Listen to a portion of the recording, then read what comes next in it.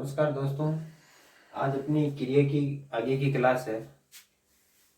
पहले की क्लास में हमने अकर्मक क्रिया के बारे में पढ़ लिया था, क्रिया की प्रयोग भाषा के बारे में पढ़ लिया था और क्रिया के शब्दों के बारे में जान लिया था। मूल धातु में ना प्रत्यय जोड़कर क्रिया बनाते हैं वो जान लिया था। अब हम क्रिया का अगला प्रकार सकर्मक क्रिया है ना, वो पढ़ेंगे।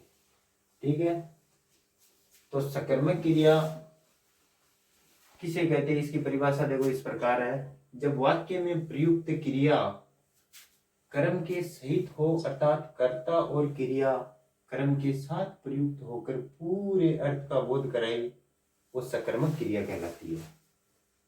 कर्ता और क्रिया कर्म के साथ प्रयुक्त होकर पूरे अर्थ का बोध कराए तो वो सकर्मक क्रिया कहलाती है।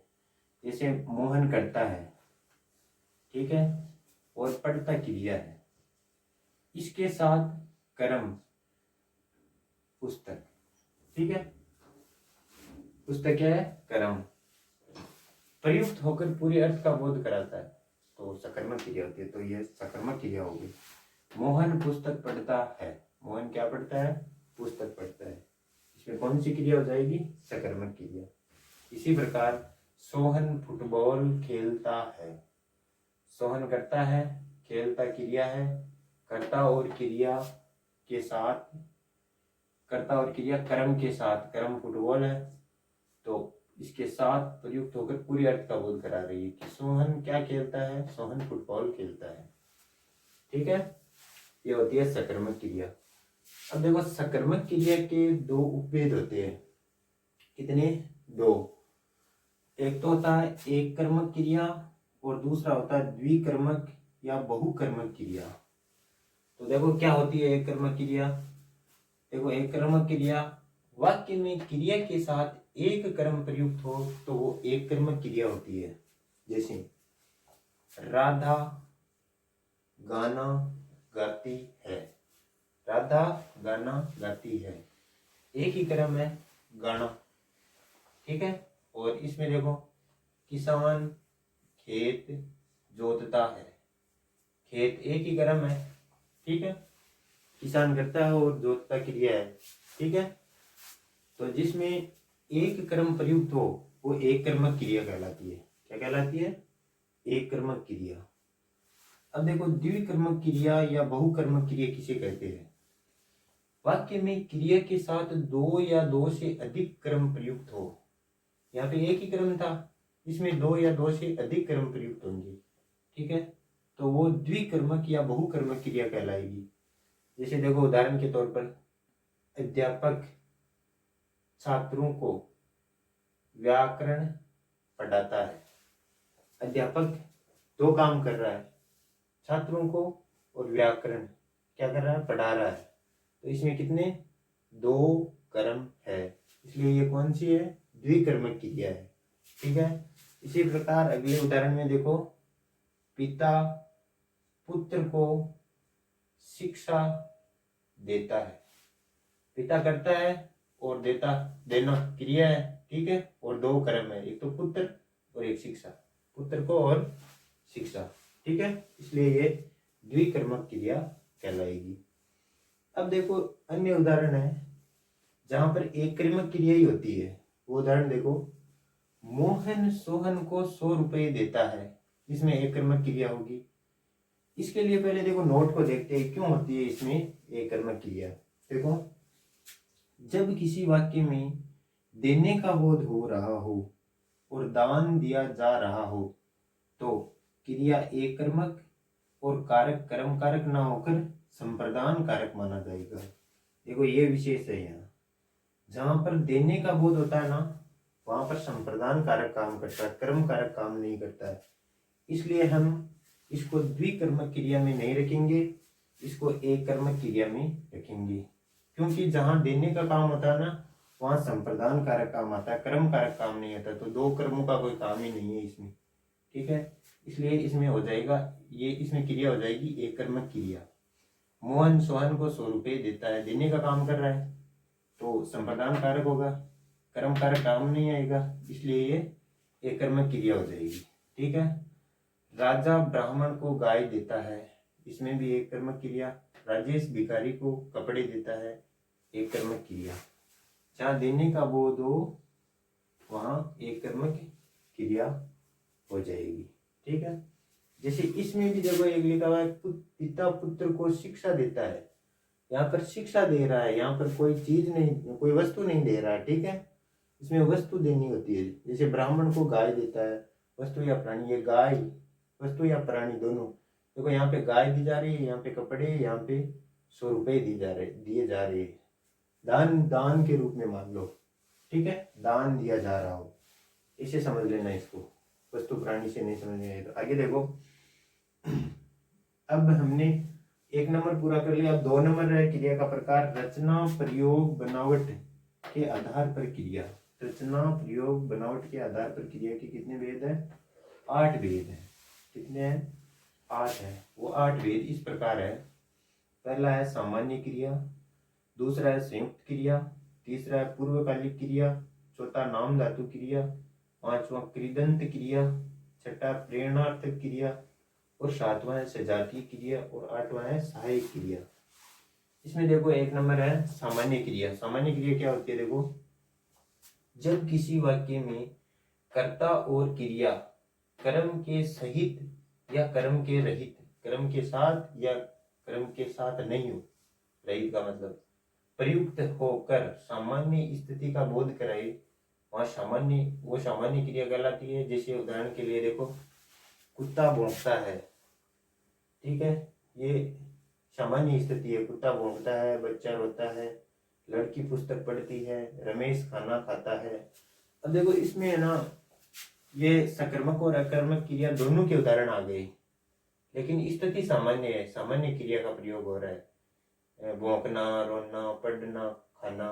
ठीक है, इस प्रकार।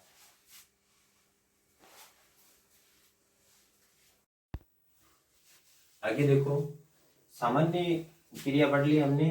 क्रिया की वो 8 भेद है, बनावट, रचना और प्रयोग के आधार पर। उसमें सामान्य क्रिया पूरी हो गई। अब देखो संयुक्त क्रिया आगे।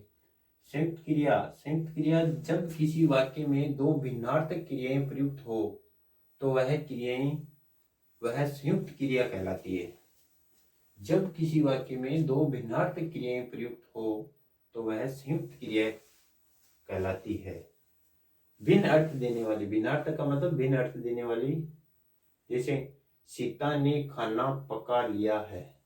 एक तो खाना और एक पकाना, अलग अलग अर्थ है दोनों का, खाना पकाना। ठीक है, तो भिन्नार्थक, 2 भिन्नार्थक क्रियाएं प्रयुक्त हो, एक तो खाना और एक पकाना। ठीक है, सीता ने खाना पका लिया, तो इसमें संयुक्त क्रियाएं है, दो क्रियाएं साथ में है। ये देखो, राम ने खाना खा लिया, एक तो खाना, एक खा लिया। ठीक है, राम ने खाना खा लिया। अब देखो आगे पूर्वकालिक क्रिया। पूर्वकालिक क्रिया जब किसी वाक्य में 2 भिन्नार्थक क्रियाएं प्रयुक्त हो, उनमें से जो क्रिया पहले संपन्न होती है वह पूर्वकालिक क्रिया कहलाती है।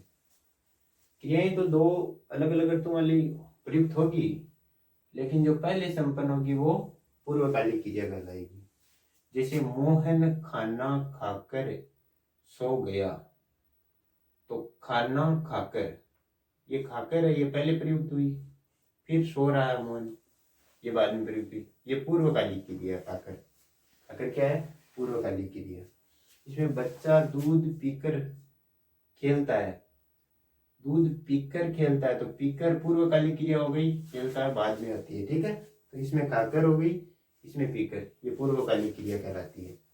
ठीक है, अब देखो नाम धातु क्रिया।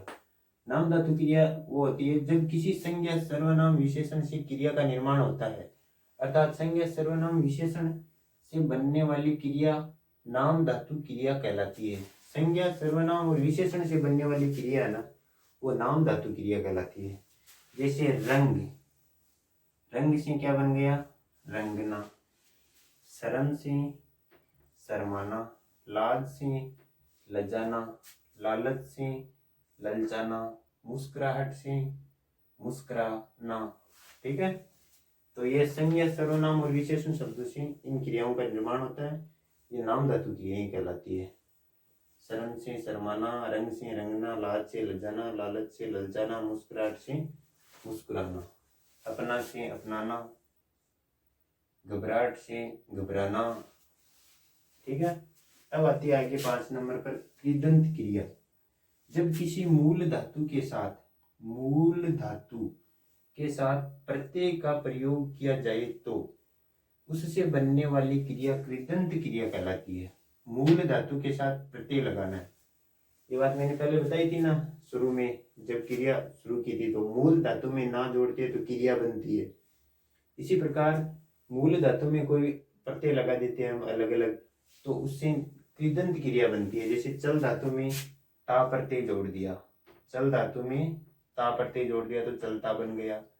चल धातु में कर प्रत्यय जोड़ दिया तो चल कर बन गया। चल धातु में ना प्रत्यय जोड़ दिया तो चलना बन गया। तो मूल धातु के साथ प्रत्यय जोड़ने पर जो क्रिया बनेगी वो कृदंत क्रिया कहलाएगी। ठीक है। अब देखो प्रेरणार्थक क्रिया। जब किसी वाक्य में कर्ता स्वयं कार्य ना करके किसी और को कार्य करने के लिए प्रेरित करता है, कर्ता स्वयं कार्य नहीं करता है, किसी और को कार्य करने के लिए प्रेरित करता है, तो वहां प्रेरणार्थक क्रिया होती है। नाम से ही पता चल रहा है प्रेरणार्थक क्रिया। ठीक है, प्रेरित करना किसी को। जैसे उदाहरण के लिए सीता है वो गीता से पत्र लिखवाती है, सीता गीता से पत्र लिखवाती है।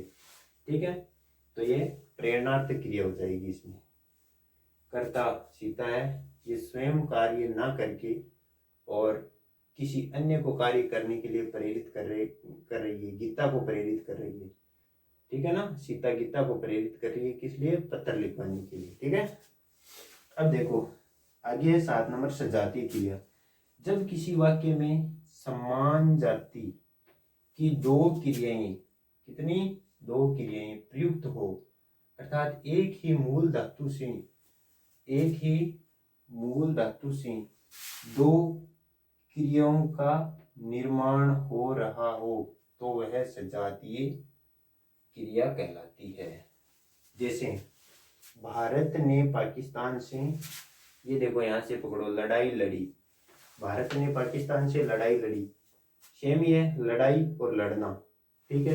जैसे अन्य उदाहरण लिए मैंने, चढ़ से चढ़ाई, पढ़ से पढ़ाई, लड़ से लड़ाई लड़ी।